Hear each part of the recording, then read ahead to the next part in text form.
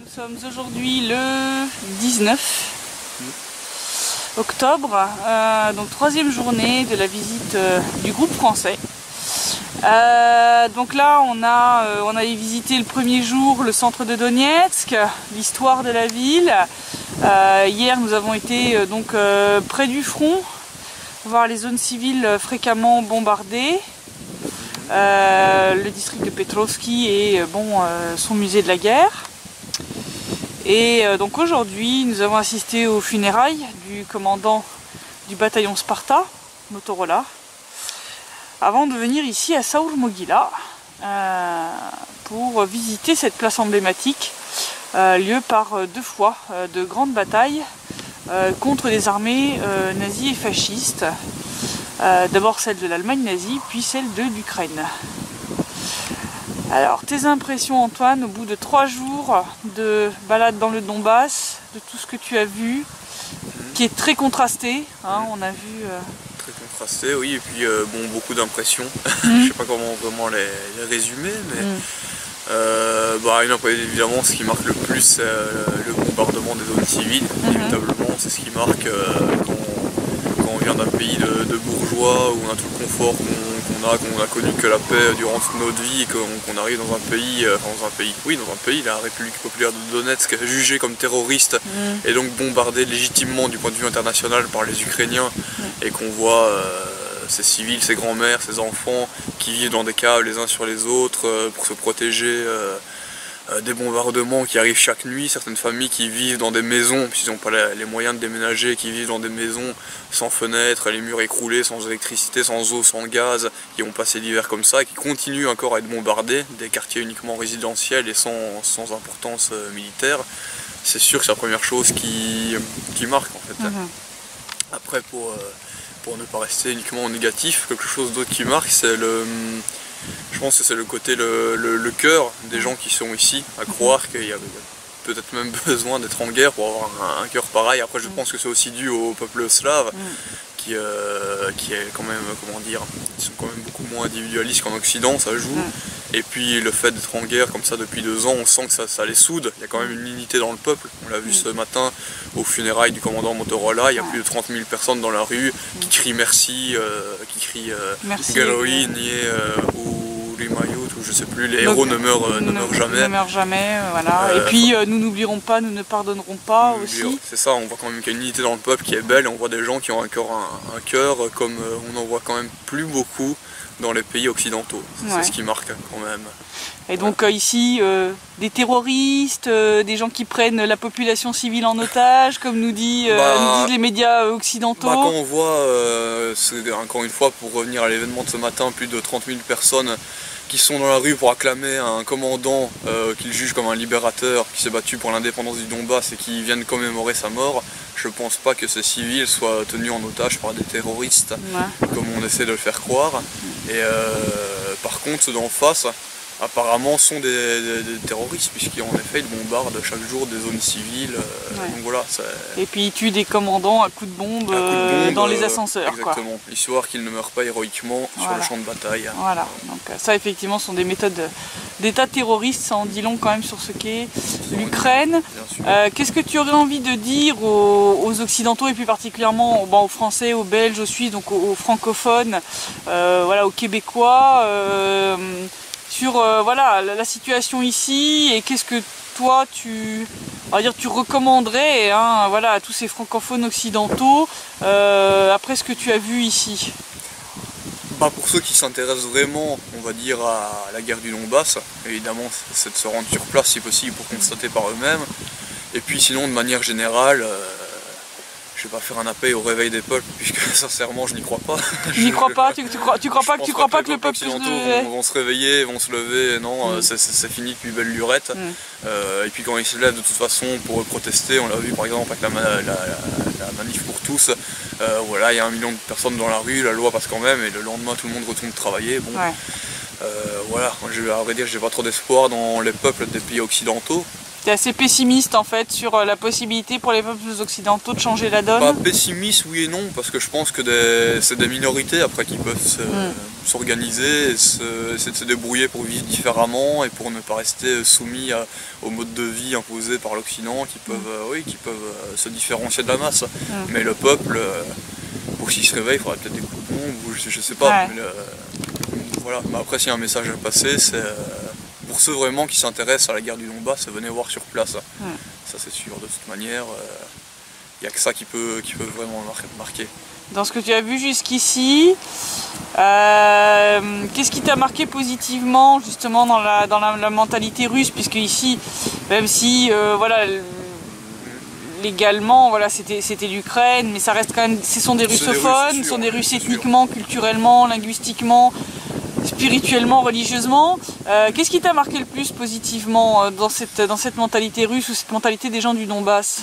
La franchise, je pense. Ils ont un truc de franchise, que ce soit dans le bon comme dans le mal. Ils vont être directement agressifs s'ils ont le truc. Il n'y a pas cette hypocrisie comme on a en Occident, je te caresse dans le sens du poil, mais derrière, je te pourris, je te donne des coups de couteau dans le dos. Donc, ils ont un truc de franchise où ils vont être agressifs d'un coup, puis après ils te prennent dans leurs bras, ils sont presque en larmes avec toi. Il y a le cœur est encore chaud et vivant. Il n'est pas congelé par un, comment dire, il n'est pas congelé comme en Occident par un surplus de confort et de consumérisme comme on le connaît. Ouais. Alors, on passe à Roxane. Je sais pas si j'aurais grand chose à dire après ça. Ah bah si, quand même, hier, quand nous avons visité Trudovski, donc tu as été profondément marqué par ce qu'on a vu. Donc nous avons été voir principalement des personnes âgées qui survivent dans l'abri anti-atomique de la mine de Trudovski. Leur maison est détruite, ou certains n'ont pas tout simplement de cave dans laquelle ils peuvent se cacher quand ça bombarde. Et donc ils viennent la nuit, là, ils vivent là pour s'en sortir. Toi, ça t'a profondément touché. Est-ce que tu saurais peut-être expliquer pourquoi ça t'a marqué autant? Est-ce que... Bah, disons que c'est... tout le matin, on est passé par toutes ces zones civiles près du front. Et j'ai dû plusieurs fois quand même lutter contre l'envie de pleurer quand même, parce que par exemple quand on est passé près du mémorial avec toutes les listes de noms, et en fait de savoir que ce sont que des civils qui ont été tués dans ce district. La liste est très longue, j'ai eu un ouf. Mais c'est vrai que de voir physiquement ces petites babouchkas, c'est vrai que c'est très dur. C'est dur, et puis c'est surtout en fait de savoir que ces gens-là, c'est ici au Donbass qu'on se bat pour la liberté, et en Occident on les traite de terroristes. Ils ont une drôle de gueule, les terroristes. Les petites mamies, les petites grand-mères. Et il y avait même un enfant. Il y avait un enfant hier quand on est descendu.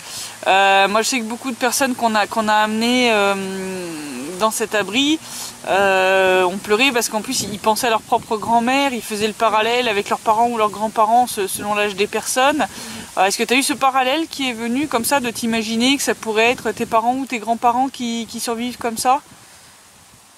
J'avoue que pas vraiment, parce que c'était pas dans... j'ai eu un truc pas personnel, je veux dire, je me suis pas dit oh, ça se trouve ça pourrait m'arriver, ça serait terrible, parce que c'est vraiment dans le sens où je compatis vraiment avec eux, avec la population du Donbass. C'est dans un sens où je sais pas trop comment expliquer, mais c'est pas vraiment de la pitié mal placée. C'est pas genre oh les pauvres, et puis moi je retourne à ma vie hyper confortable, machin. Ça t'a marqué en fait, tu le gardes à l'intérieur en fait, ça reste quoi, ça laisse quand même une marque. Je pense que je m'en souviendrai toute ma vie. Et après t'as honte presque d'être né en France, là où...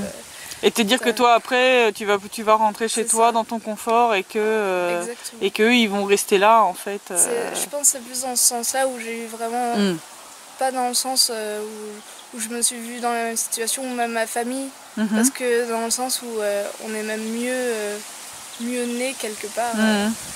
Enfin, on a eu de meilleures conditions de vie jusqu'à maintenant, j'en suis certaine. Et on est même plus à même, entre guillemets, à se défendre. Alors que ces petites mamies, je suis persuadée que toute leur vie, elles n'ont pas eu tout ce confort qu'on a chez nous. Donc je pense que c'est vraiment de la compassion extérieure à moi. Enfin, je veux dire, j'ai pas pensé... Non, t'as pas fait de parallèle. Non.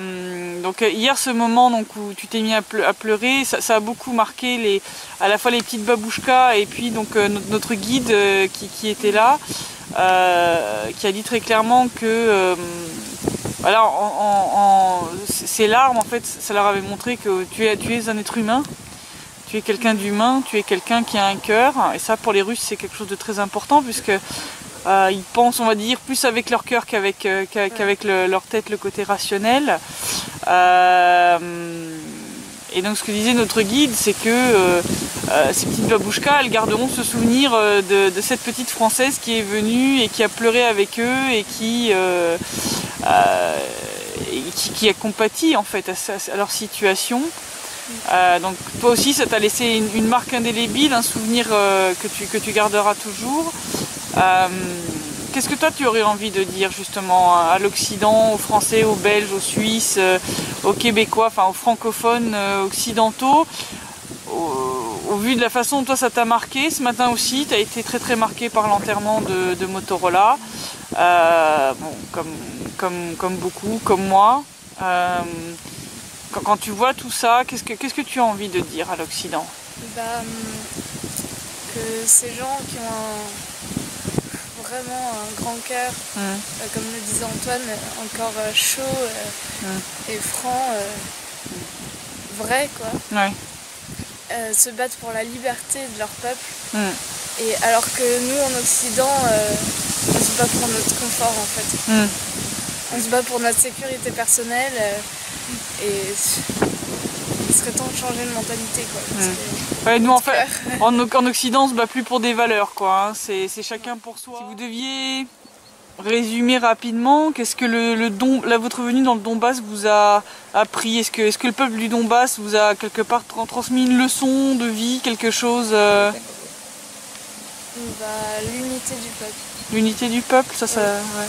L'unité du peuple, ouais. Et c'est vrai que je pense que les peuples slaves sont plus, comme on dit, ils sont plus sur le cœur, donc ils sont plus marqués par ça et par cette unité. Et je pense que de par cette guerre, ils le sont encore plus. Encore plus. Et c'est peut-être l'aspect, entre guillemets, si on peut voir la chose positive de cette guerre, c'est que ça a renforcé cette unité.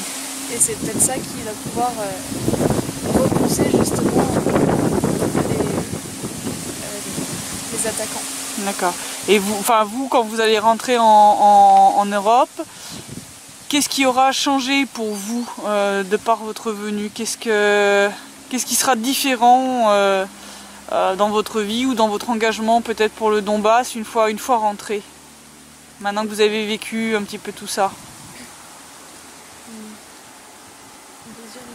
Plus de motivation, je pense, dans le sens où, comment dire, nous on mène aussi, en ce qui nous concerne, un combat, on va dire, antimondialiste. Ça se fait pas que des fusils, c'est au niveau de la communication, c'est au niveau de ce qu'on fait. Enfin, on va pas présenter notre programme ici, c'est pas le sujet, mais disons que ça donne de la motivation, dans le sens où on sait qu'il y a un endroit en Europe où un peuple est uni en partie sous les bombes pour lutter contre un ennemi que nous aussi on combat et qu'on voudrait voir détruit. Donc ça donne quand même une certaine force de voir ces gens physiquement, de voir ce peuple qui est en guerre contre un ennemi qu'on a aussi. Donc ça vous donne plus de courage et plus de motivation pour continuer le combat de la réinformation en fait. Ça donne de la motivation. Ouais. Et surtout on est vraiment heureux de pouvoir faire une émission sur ça avec toutes ces preuves à l'appui et que vous avez vu vous-même en fait. C'est pas des choses que quelqu'un vous a transmis, c'est vous l'avez vu de vos propres yeux. Et on va pouvoir pour quand même une partie de la population rétablir un tant soit peu la vérité sur ce qu'il y a, et ça c'est quand même, je pense, une petite victoire. C'est une grosse victoire. Et plus on arrive à montrer la vérité, et mieux ce sera. Merci à vous deux. Merci à toi, Christelle.